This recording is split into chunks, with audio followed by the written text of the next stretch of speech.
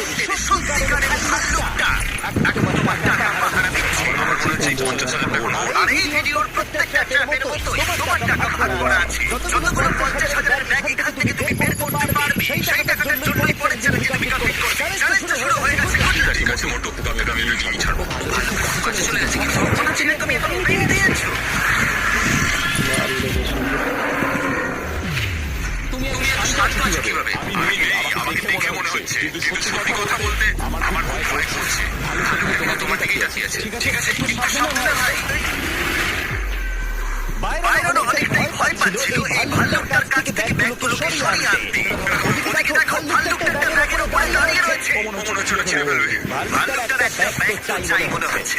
ওটা উঠে যাবে না।